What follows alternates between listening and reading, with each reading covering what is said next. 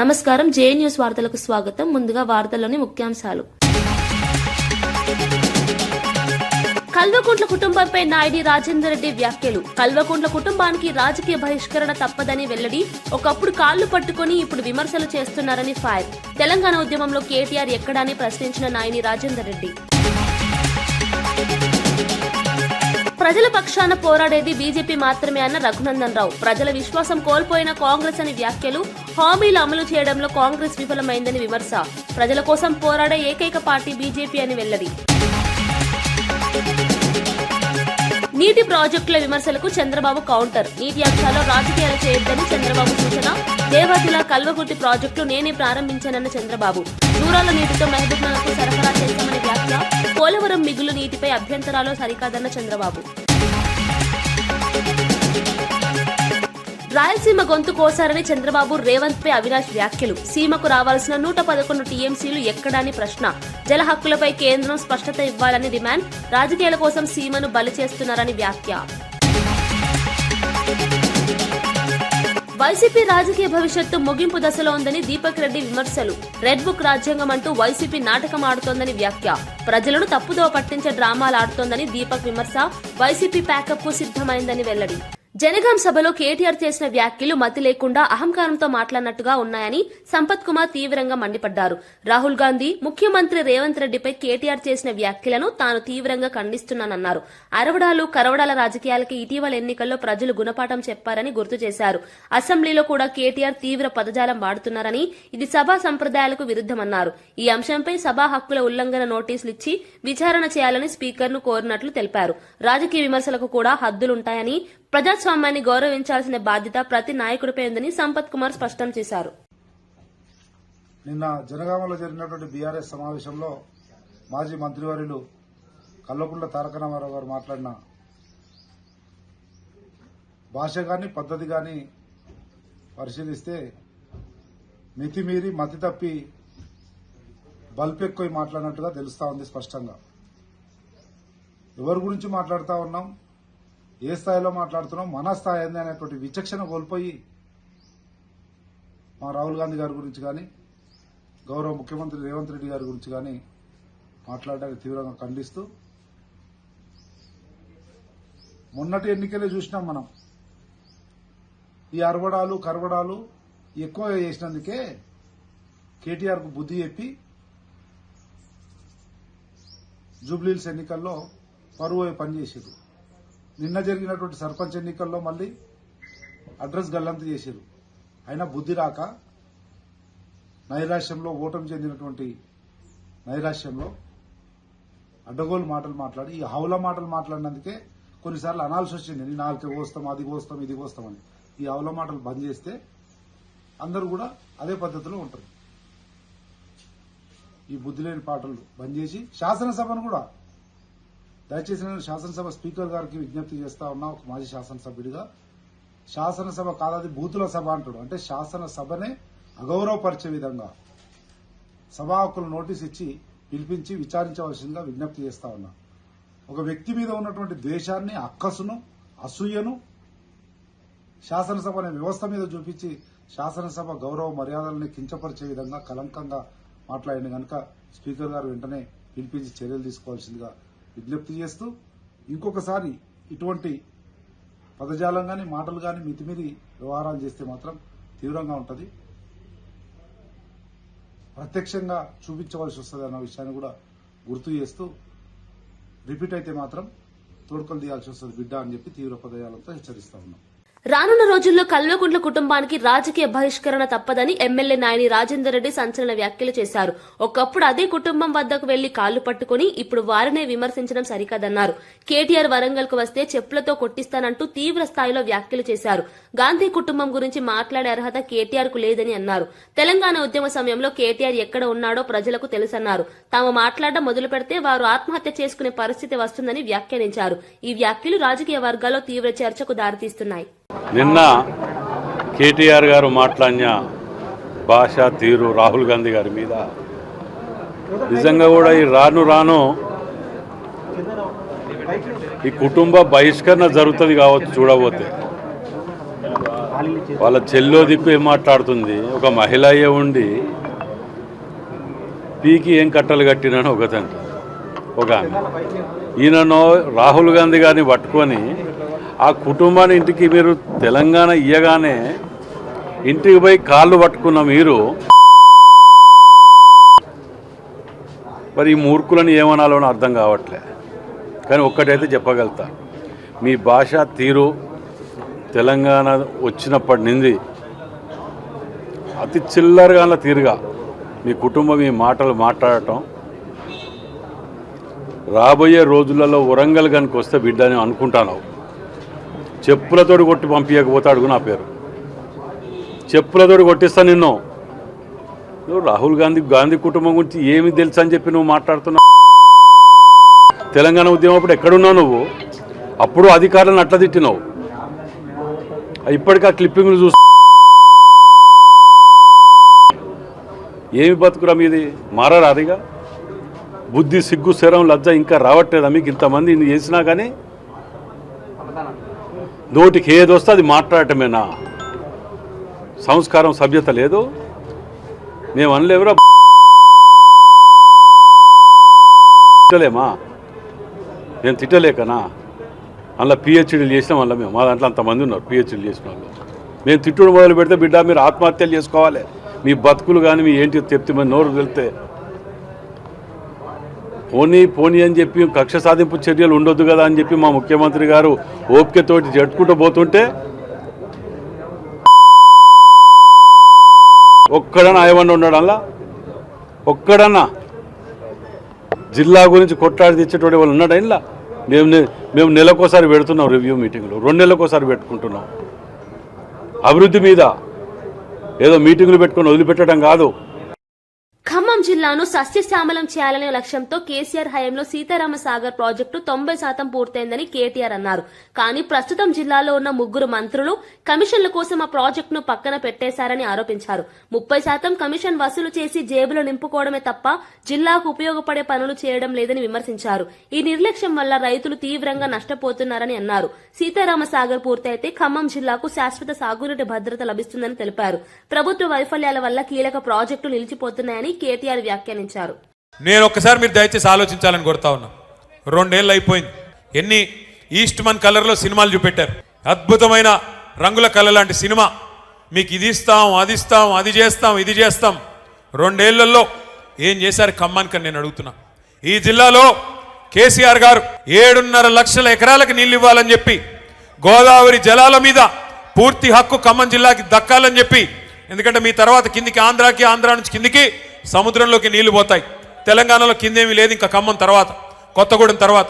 కాబట్టి మన నీళ్లు, మన గోదావరి నీళ్లు మరి ఏవైతే పూర్తి స్థాయిలో ఖమ్మం జిల్లాకి దక్కాలో దానికోసం సీతారామ సాగర్ అనే ప్రాజెక్టును అద్భుతంగా డిజైన్ చేసి 7.5 లక్షల ఎకరాలు, కొత్తగా 3,40,000 ఎకరాల ఆయకట్టు, అట్లాగే స్థిరీకరించబడే ఆయకట్టు ఏదైతే ప్రస్తుతం కృష్ణ కింద ఉందో, ఎన్ఎస్పి కింద ఉందో దాన్ని కూడా స్థిరీకరించడానికి మరొక 3.5 లక్షల ఎకరాలకి, మొత్తం కలిపి 7.5 లక్షల ఎకరాలకి నీళ్ళిచ్చే ప్రతిపాదించే ప్రాజెక్టు సీతారామ సాగర్. ఏనుగెళ్ళింది తోక చిక్కింది అన్నట్టు 90% పనులు కేసీఆర్ గారే పూర్తి చేసినారు. చేసి చివరికి మనం దిగిపోయే నాడు డిసెంబర్ 2023లో కట్టిన ఇల్లు పెట్టిన పొయ్యి అన్నట్టుగా వీళ్ళ చేతికి తాళాలు ఇచ్చి మనం పక్కకు తప్పుకున్నాం. 2 ఏళ్ళైంది. ఏం చేశారు మరి? అశ్వారావుపేటలో ఈరోజు నిజానికి ఒక్క సీతారామ సాగర్ ద్వారా 1,30,000 ఎకరాలకి నీళ్ళు ఇచ్చేదానికి కేసీఆర్ గారు డిజైన్ చేశారు. సత్తుపల్లి నియోజకవర్గంలో కల్లూరు కావచ్చు, వేంసూరు కావచ్చు, పెనుబల్లి కావచ్చు, 4 మండలాల్లో 40,000 ఎకరాలకు నీళ్ళు ఇవ్వడానికి సీతారామ సాగర్ని కేసీఆర్ గారు డిజైన్ చేశారు. ఇవాళ ఇల్లెందు నియోజకవర్గంలో 20,000 ఎకరాలకు నీళ్లు రావాలి. కొత్తగూడెంలో 10,000 ఎకరాలకు రావాలి. అట్లాగే వైరా నియోజకవర్గంలో 20. హైదరాబాద్ ఒకప్పుడు ఆహ్లాదకర నగరంగా ఉండేదని ఇప్పుడు కాలుష్య కూరల్లో చిక్కుకుపోతుందని ఉప ముఖ్యమంత్రి భట్టి విక్రమార్క అన్నారు. నగరంలోని కాలుష్య కారక పరిశ్రమలను ఔటర్ రింగ్ రోడ్ బయటకు తరలించేందుకు హిల్ట్ పాలసీ తీసుకొస్తున్నామని తెలిపారు. ఈ నిర్ణయం ఇప్పుడే తీసుకున్నది కాదని, ఉమ్మడి ఏపీ హయాంలో 2013లోనే ఈ దిశగా ఆలోచన ప్రారంభమైందని చెప్పారు. బీఆర్ఎస్ పాలనలో కూడా 2019, 2020లో కార్యాచరణ జరిగిందని గుర్తు చేశారు. నగర ప్రజల ఆరోగ్యాన్ని కాపాడటమే లక్ష్యంగా దిశగా ఈ విధానం అమలు చేస్తున్నామని స్పష్టం చేశారు.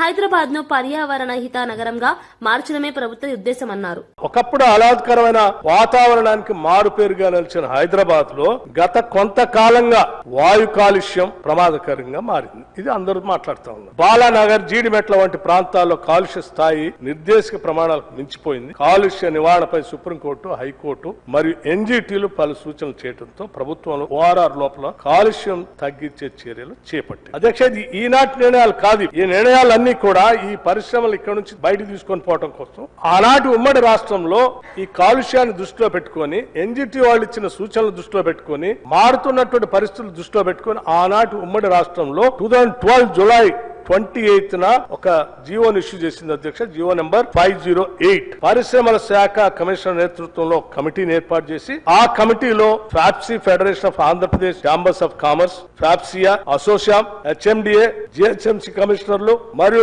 Pollution control board member secretary సభ్యులుగా వేసి ఈ ఎన్జిటి, హైకోర్టు, సుప్రీంకోర్టు ఇచ్చిన సూచనల పైన ఈ పరిశ్రమ పైన ఒక విధానపరమైన నిర్ణయాలు తీసుకొని చెప్పండి అని ఒక కమిటీ. ఆ కమిటీ వాళ్ళంతా కూర్చొని ఒక విధానపరమైన నిర్ణయం తీసుకొని అదే 2013లో ఒక నిర్ణయం తీసుకొని ప్రభుత్వ దృష్టి తీసుకొచ్చి ఒక జియో ఇష్యూ చేశారు. ఆ జియో ఏంటంటే జియో ఎంఎస్ నెంబర్ 20 నగరంలోని కాలుష్య కారక పరిశ్రమలకి ఓఆర్ఆర్ బయటికి పంపించాలని నిర్ణయించింది. దానికి అనుగుణంగా తెలంగాణ రాష్ట్ర పరిశ్రమ మౌలిక సదుపాయాల అభివృద్ధి సంస్థ నగర బయట ఆధునిక పర్యావరణ హిత పరిశ్రమ పార్కులకు అభివృద్ధి చేయాలని నిర్ణయం చేసింది. అధ్యక్ష, ఇది ఆనాడు ఉమ్మడి రాష్ట్రంలో 2012-13 తీసుకున్న నిర్ణయం. ఆ తర్వాత రాష్ట్ర బైఫర్కేషన్ జరిగింది. కడప డిఆర్సీ సమావేశంలో రాయలసీమ లిఫ్ట్ ఇరిగేషన్ అంశంపై YCP MP YS Avinash Reddy తీవ్రంగా స్పందించారు. చంద్రబాబు నాయుడు, రేవంత్ రెడ్డి కలిసి రాయలసీమ గొంతు కోశారని ఆరోపించారు. సీమకు హక్కుగా రావాల్సిన 111 టీఎంసీల నీరు రావడం లేదని అన్నారు. ఈ అన్యాయంపై కేంద్ర, రాష్ట్ర ప్రభుత్వాలు స్పష్టత ఇవ్వాలని డిమాండ్ చేశారు. రాయలసీమ ప్రజలు తీవ్ర నీటి సమస్యలతో బాధపడుతుంటే రాజకీయ లాభాల కోసం ప్రాజెక్టులను అడ్డుకుంటున్నారని విమర్శించారు. ఈ వ్యాఖ్యలు జల రాజకీయాల్లో మళ్లీ దుమారం రేపుతున్నాయి.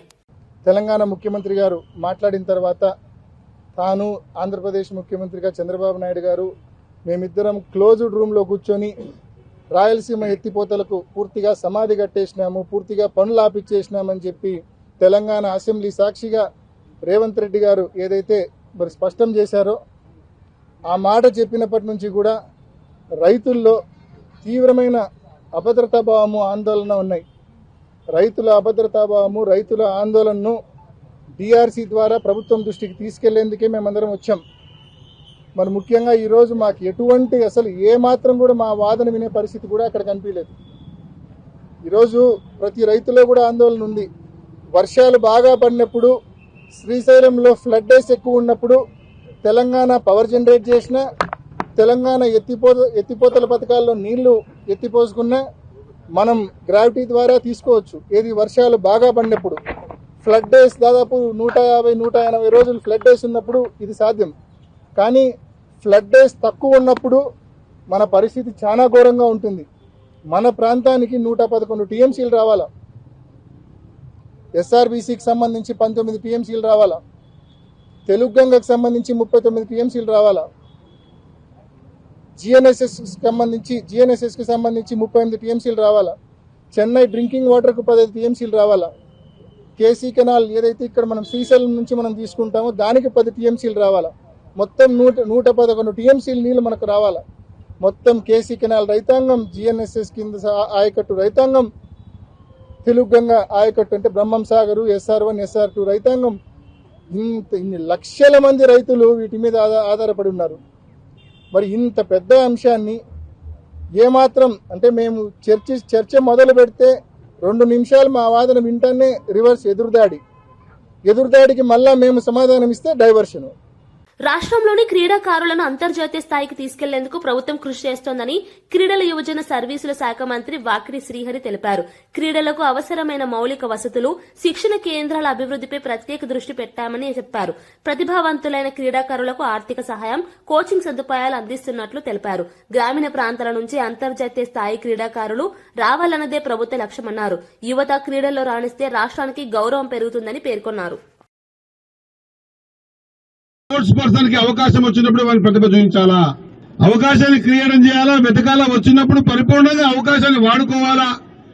క్రీడలలో మీరు నైపుణ్యం కనబరచండి.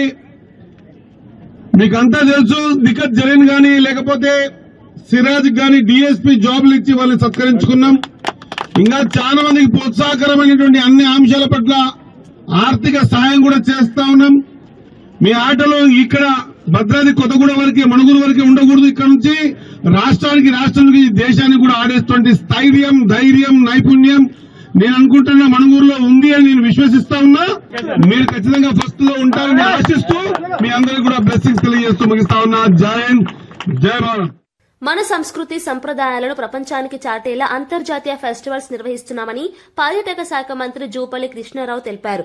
సంక్రాంతి సందర్భంగా సికింద్రాబాద్ పరేడ్ గ్రౌండ్స్ లో కైట్ ఫెస్టివల్ నిర్వహిస్తున్నట్లు వెల్లడించారు. ఈ కార్యక్రమం ద్వారా పర్యాటకాన్ని ప్రోత్సహించడమే కాకుండా స్థానిక కళాకారులకు అవకాశాలు కల్పిస్తున్నామని చెప్పారు. విదేశీ పర్యాటకులను ఆకర్షించేలా ఈవెంట్లు రూపకల్పన చేస్తున్నామని తెలిపారు. తెలంగాణ పండుగల గొప్పతనాన్ని అంతర్జాతీయ స్థాయిలో ప్రదర్శించడమే లక్ష్యమన్నారు. ఈ యొక్క కల్చరల్ యొక్క కైట్ ఫెస్టివల్ కూడా పెద్ద ఎత్తున నిర్వహించే కార్యక్రమం చేస్తా ఉన్నాం. సికింద్రాబాద్ పరేడ్ కోర్సులో పెద్ద ఎత్తున చేసే ఏర్పాటు చేస్తా ఉన్నాం. ఇందులో ఈ అన్ని దేశాలు సుమారుగా 19 దేశాలకు చెందినటువంటి 40 మంది అంతర్జాతీయ కైట్ ఫ్లైయర్స్, అట్లాగే మన దేశం నుంచి కూడా సుమారుగా 15 రాష్ట్రాల నుంచి ఈ యొక్క స్పెషలిస్ట్ అవుతుందో ఈ కైట్ ఫ్లైయర్స్ పాల్గొంటా ఉన్నారు. అట్లాగే నైట్ టైం, రాత్రి వేళల్లో ఏది వెలుగులు విరజిమ్మే విధంగా యొక్క నైట్ ఫ్లయింగ్ యొక్క పతంగుల్ని మనం ఏర్పాటు చేస్తా ఉన్నాం. ఇటీవల జరిగిన ప్రెస్ మీట్ లో ఎమ్మెల్సీ దీపక్ రెడ్డి వైఎస్సార్ కాంగ్రెస్ పార్టీపై తీవ్ర విమర్శలు చేశారు. వైసీపీ ప్యాకప్ అయ్యేందుకు సిద్దంగా ఉందని వ్యాఖ్యానించారు. రెడ్ బుక్ నే తమ రాజ్యాంగమని చెప్పుకోవడం రాజకీయ నాటకమని విమర్శించారు. ప్రజలను తప్పుదోవ పట్టించేందుకు డ్రామాలు చేస్తున్నారని ఆరోపించారు. పార్టీ రాజకీయ భవిష్యత్తు ముగింపు దశకు చేరిందని వ్యాఖ్యానించారు. ఈ వ్యాఖ్యలు రాష్ట్ర రాజకీయాల్లో హాట్ టాపిక్ గా మారాయి. కొట్టుకోబోయింది. టీబీ డ్యామ్ గేటు సమస్య వచ్చింది. శ్రీశైలంలో ప్లంజ్ పూల్ వల్ల ఆ డ్యామే రిస్కులో పడే పరిస్థితి వచ్చింది. ఎందుకు ఈ విధంగా చూస్తే అనేక ప్రాజెక్ట్స్కి మీరు కనీసం మెయింటెనెన్స్కి కూడా డబ్బులు ఇవ్వలేదు. మీరు కొత్తగా కట్టే సంగతి పక్కన పెట్టండి.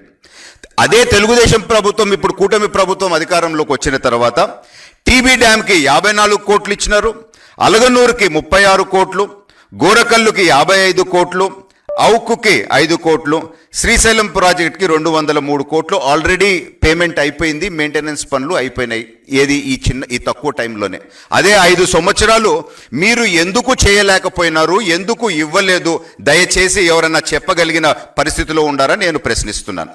అదే హంద్రీనివా సుజల సవంతి ఆ కెనాల్ కెపాసిటీ అనేది రాయలసీమకి చాలా ఇంపార్టెంట్. 1700 క్యూసెక్స్ గతంలో ఉంటే కొంచెం కెనాల్ వైడనింగ్ చేస్తుంటే 3500 క్యూసెక్స్ దాకా తీసుకుపోవచ్చు కెపాసిటీ. దాదాపు రోజుకి ఒక అర్ధ టీఎంసీ దాకా మనము నీళ్లు దాంతో నుంచి రావచ్చు. అదేం పెద్ద కష్టమైన పని కూడా కాదు, జస్ట్ కెనాల్ వైడనింగే. ఎందుకు 5 సంవత్సరాలు మీరు చేయలేకపోయినారు అని చెప్పి నేను ఈరోజు సూటిగా ప్రశ్నిస్తున్నాను. ఏ మాత్రం మీకు రాయలసీమ మీద కొంచెమన్నా ప్రేమ ఉందా? రాయలసీమకి అన్యాయం చేసిన వాళ్ళు కాదా అని చెప్పి నేను ప్రశ్నిస్తున్నాను. తెలుగుదేశం కూటమి ప్రభుత్వం ఇప్పుడు రాగానే దాదాపు వార్ ఫుటింగ్లో కొన్ని రోజుల్లోనే దాదాపు 3800 కోట్లు ఖర్చు పెట్టి 700 కిలోమీటర్లు ఆ కెనాల్ అంతా ఈరోజు పర్ఫెక్ట్ కండిషన్లోకి తీసుకొని వచ్చి 3 జిల్లాలకి నీళ్లు అందిస్తూ చివరిగా ఉండే కుప్పమికి కూడా ఈరోజు నీళ్లు పోతున్నాయి అంటే అది తెలుగుదేశం పార్టీ కూటమి ప్రభుత్వం ఈరోజు చేసిన అద్భుతమైన పని. ఎందుకు మీరు గతంలో చేయలేకపోయినారు 5 సంవత్సరాలైనా కానీ అని చెప్పి నేను ఈరోజు ప్రశ్నిస్తున్నాను. అదేవిధంగా తమాషా ఏంటంటే ఎలక్షన్స్ ముందు కుప్పమికి నేను నీళ్లు ఇస్తున్నానని చెప్పి ఒక సినిమా సెట్టింగ్ వేసి ఒక డ్రామా చేసి జగన్మోహన్ రెడ్డి కరెక్ట్ సాయంత్రానికి ఆ నీళ్లు ఆయన వెళ్ళిపోగానే ఆ సినిమా సెట్టింగ్ కూడా ఎత్తేసుకొని వెళ్ళిపోయినారు. అంటే ఇది మోసం చేసినట్టు కాదా రాయలసీమ ప్రజల్ని, కుప్పం ప్రజల్ని అని చెప్పి నేను ఈరోజు ప్రశ్నిస్తున్నాను. ఇప్పుడు మనం శ్రీశైలం డ్యామ్ బ్యాక్ వాటర్స్ నుంచి చూస్తే తెలంగాణ వాళ్ళు 800 ఫీట్స్ నుంచి నీళ్లు తీసుకోగలుగుతారు. కానీ మనం ముచ్చిమర్రి లిఫ్ట్ మీరు చూస్తే 798 ఫీట్ నుంచే మనము నీళ్లు తీసుకోగలుగుతాం. అటువంటి ముఖ్యమైన ముచ్చిమర్రి ప్రాజెక్ట్కి కరెంటు బిల్లులు కూడా హుజురాబాద్ జమ్మీకుంట మున్సిపాలిటీల అభివృద్ధి కావాలంటే బీజేపీకి అవకాశం ఇవ్వాలని కేంద్ర హోంశాఖ సహాయ మంత్రి బండి సంజయ్ అన్నారు. కేంద్ర ప్రభుత్వ పథకాలను సమర్థంగా అమలు చేయగలిగేది బీజేపీనేనని చెప్పారు. స్థానిక మౌలిక వసతులు, ఉపాధి అవకాశాల కల్పనలో బీజేపీ నాయకత్వం కీలక పాత్ర పోషిస్తుందని తెలిపారు. ప్రజలు మార్పు కోరుకుంటున్నారని, రాబోయే ఎన్నికల్లో బీజేపీకి మద్దతు ఇవ్వాలని ఆయన పిలుపునిచ్చారు. గవర్నమెంట్ డిగ్రీ కాలేజ్ ఈ గ్రౌండ్ లో ట్రాక్ ఏర్పడేయాలని చెప్పి గతంలో చాలా మంది ప్రతిపాదనలు వచ్చినాయి. కేంద్ర ప్రభుత్వానికి ఆ ప్రతిపాదన పంపించిన వెంటనే 6,50,00,000 ఆల్రెడీ శాంక్షన్ చేయడం జరిగింది. దురదృష్టవశాత్తు పోయినసారి అభివృద్ధి చేద్దామని సహకరించే వాళ్ళు లేరు, ప్రతిపాదనలు ఇచ్చే వాళ్ళు కూడా లేరు. కాబట్టి ఈ జమ్మికుంట హుజాబాద్ మున్సిపాలిటీస్ ను మాకు అప్పచెప్పండి, కేంద్రం నుంచి నిధులు తీసుకొచ్చే బాధ్యత మాది, రాష్ట్ర ప్రభుత్వం నిధులు ఇవ్వని చెప్పి క్లియర్ చెప్పింది. కాబట్టి నిధులు ఇచ్చేది కేంద్ర ప్రభుత్వం, కాబట్టి నిధులు తీసుకొచ్చేది ఇప్పుడు కేంద్ర ప్రభుత్వం యొక్క సహకారం తప్ప వేరే ఆశలు దేనే లేవు. ప్రజాశాంతి పార్టీ అధ్యక్షుడు కేఏ పాల్ మరోసారి సంచలన వ్యాఖ్యలు చేశారు. ఒక్క ప్రార్థన చేస్తే అప్పటి ముఖ్యమంత్రి వైఎస్ రాజశేఖర రెడ్డికి ఏ విధంగా పరిస్థితులు మారాయో అదే తరహా పరిస్థితి ప్రస్తుతం చంద్రబాబు నాయుడుకి కూడా తప్పదని చెప్పారు. రాజకీయాల్లో అధికారం శాశ్వతం కాదని, ప్రజలను మోసం చేసిన వారిని దేవుడు కూడా క్షమించడని తెలిపారు. అలాగే వైఎస్ జగన్మోహన్ రెడ్డి పాలనపై కూడా తీవ్ర వ్యాఖ్యలు చేశారు. జగన్ ఏం తక్కువ తినలేదని, 5 లక్షల కోట్లకు పైగా అప్పులు చేసి రాష్ట్రాన్ని ఆర్థికంగా వెనక్కి నెట్టేశారని చెప్పారు. రాష్ట్ర భవిష్యత్తుతో ఆడుకున్న నాయకులు ప్రజల ఆగ్రహాన్ని తప్పించుకోలేరని స్పష్టం చేశారు. ₹1 ఇస్తాం, కేఏ పాల్ కవర్ చేయకండి. రాజశేఖర రెడ్డి TV5 నాయుడికి 6 కోట్లు ఇచ్చాడు, 6 ప్రోగ్రాంలు ఆపని. TV5 నాయుడే చెప్పాడు నాకు, సార్ డబ్బులు సార్, మీ ప్రోగ్రాం క్యాన్సిల్ చేశాను సార్. అది కనీసం నీతిగా ఆయన ఒప్పుకున్నాడు. ఎవరికి ఎంత ఇస్తున్నాడో తెలుసు, ఆపేదేలా తగ్గేదేలా. దేవుని శాపాలు ఈ ఓనర్స్ మీద రాకపోతే నా చూడండి అంతే, ఎవరి మీద రాలేదు. Thank you very much. BJP జాతీయ కార్యవర్గ సభ్యుడు రఘునందన్ రావు కాంగ్రెస్, బీఆర్ఎస్ పార్టీలపై తీవ్ర విమర్శలు చేశారు. ప్రజల్లో కాంగ్రెస్ పార్టీపై విశ్వసనీయత పూర్తిగా పోయిందని, ఇచ్చిన హామీలను అమలు చేయడంలో ఆ పార్టీ విఫలమైందని చెప్పారు. అధికారంలోకి వచ్చినప్పటి నుంచి కాంగ్రెస్ ప్రజల సమస్యలను పక్కన పెట్టి రాజకీయ లెక్కలకే ప్రాధాన్యమిస్తోందని వ్యాఖ్యానించారు. ఇక బీఆర్ఎస్ పార్టీపై కూడా రఘునందన్ రావు విమర్శలు గుప్పించారు.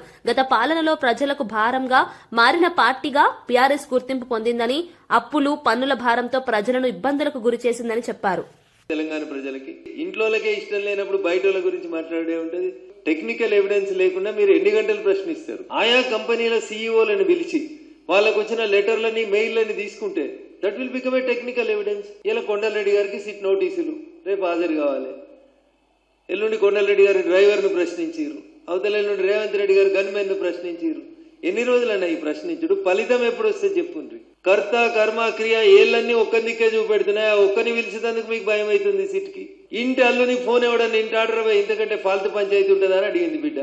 SIT సిట్టా లేకపోతే CIT సిట్టా నాకైతే అర్థమైతలేదు. కాంగ్రెస్ ఇన్వెస్టిగేషన్ టీం ఏమైనా అవుతుందా, ఏమైతుందో అర్థమైతలేదు.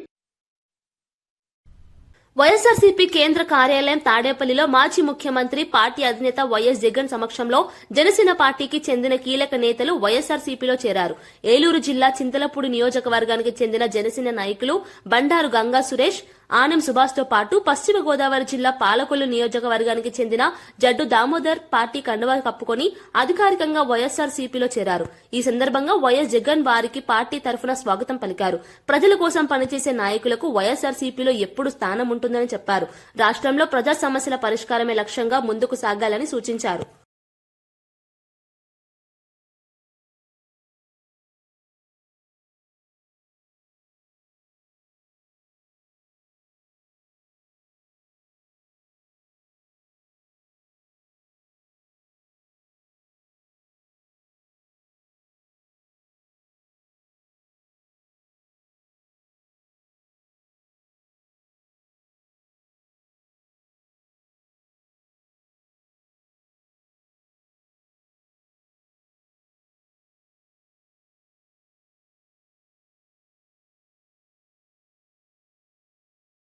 ముఖ్యమంత్రి చంద్రబాబు నాయుడు నీటి ప్రాజెక్టులు, అంతర్రాష్ట్ర అంశాలపై కీలక వ్యాఖ్యలు చేశారు. రాజకీయాలు చేయొద్దని తెలంగాణను కోరుతున్నానని, ప్రజల కోసం రాజకీయాలు చేస్తేనే మంచిదని చెప్పారు. గతంలో దేవాదుల, కల్వకుర్తి ప్రాజెక్టులను తానే ప్రారంభించారని గుర్తు చేశారు. RDS కు నీళ్లు రాకపోతే జూరాల నుంచి నీళ్లు తీసుకొచ్చి మహబూబ్ నగర్ కు సరఫరా చేశామని చెప్పారు. అలాగే నాగార్జున సాగర్ నుంచి నీళ్లు తీసుకొచ్చి హైదరాబాద్ కు అందించిన విషయాన్ని వివరించారు. పోలవరం ప్రాజెక్టుపై అభ్యంతరాలు చెప్పడం సరికాదని చంద్రబాబు స్పష్టం చేశారు. మిగిలిన నీటిని ఎవరైనా వినియోగించుకోవచ్చని, ఈ విషయంలో పోటీపడి మాట్లాడడం సరికాదని అన్నారు. నీటి సమస్యలపై అక్కడి ప్రజలు కూడా ఆలోచించాల్సిన అవసరం ఉందని చెప్పారు. Everything will be complete by January 27. All works will be completed by March 27. Phase 1. ఇవన్నీ మనం 41.15. ఆ తర్వాత ఏం చేయాలి? ఫేజ్ 2కి వెళ్తాం. మెయిన్ వైల్ ఏం చేయాలి వర్కౌట్ చేస్తాం. కానీ ఈరోజు ఫేజ్ 1 మనం పూర్తి చేసుకుంటే ఆపరేషనలైజ్ అవుతుంది ముందు. దీనికి ల్యాండ్ ఎక్విజిషన్ ఇవన్నీ కూడా కంప్లీట్ చేసుకుంటే కనీసం 119 టీఎంసీ నీళ్లు మనం ఇంపౌండ్ చేసుకోవచ్చు. గ్రావిటీతో ఈ నీళ్లు అన్ని ప్రాంతాలకు తీసుకునే అవకాశం ఉంటుంది. That is where we are working. వార్తలు ముగించే ముందు ముఖ్యాంశాలు మరోసారి. కల్వకుంట్ల కుటుంబంపై నాయుడి రాజేందర్ రెడ్డి వ్యాఖ్యలు. కల్వకుంట్ల కుటుంబానికి రాజకీయ బహిష్కరణ తప్పదని వెల్లడి. ఒకప్పుడు కాళ్లు పట్టుకుని ఇప్పుడు విమర్శలు చేస్తున్నారని ఫైర్. తెలంగాణ ఉద్యమంలో కేటీఆర్ ఎక్కడాని ప్రశ్నించిన నాయుడి రాజేందర్ రెడ్డి. ప్రజల పక్షాన పోరాడేది బీజేపీ మాత్రమే అన్న రఘునందన్ రావు. ప్రజల విశ్వాసం కోల్పోయిన కాంగ్రెస్ అని వ్యాఖ్యలు. హామీలు అమలు చేయడంలో కాంగ్రెస్ విఫలమైందని విమర్శ. ప్రజల కోసం పోరాడే ఏకైక పార్టీ బీజేపీ అని వెల్లడి. నీటి ప్రాజెక్టుల విమర్శలకు చంద్రబాబు కౌంటర్. నీటి అంశాల్లో రాజకీయాలు చేయొద్దని చంద్రబాబు సూచన. దేవాదుల కల్వకుర్తి ప్రాజెక్టులు నేనే ప్రారంభించానన్న చంద్రబాబు. దూరాల నీటితో మహబూబ్నగర్కు సరఫరా చేస్తామని వ్యాఖ్య. పోలవరం మిగులు నీటిపై అభ్యంతరాలు సరికాదన్న చంద్రబాబు. రాయలసీమ గొంతు కోసారని చంద్రబాబు రేవంత్ పై అవినాష్ వ్యాఖ్యలు. సీమకు రావాల్సిన 111 టీఎంసీలు ఎక్కడాని ప్రశ్న. జల హక్కులపై కేంద్రం స్పష్టత ఇవ్వాలని డిమాండ్. రాజకీయాల కోసం సీమను బలి చేస్తున్నారని వ్యాఖ్య. వైసీపీ రాజకీయ భవిష్యత్తు ముగింపు దశలో ఉందని దీపక్ రెడ్డి విమర్శలు. రెడ్ బుక్ రాజ్యాంగం అంటూ వైసీపీ నాటకం ఆడుతోందని వ్యాఖ్య. ప్రజలను తప్పుదోవ పట్టించే డ్రామాలు ఆడుతోందని దీపక్ విమర్శ. వైసీపీ ప్యాకప్ కు సిద్ధమైందని వెల్లడి. ఇవి ఈనాటి వార్తా విశేషాలు. మరో బులెటిన్ లో మళ్ళీ కలుద్దాం. నమస్కారం.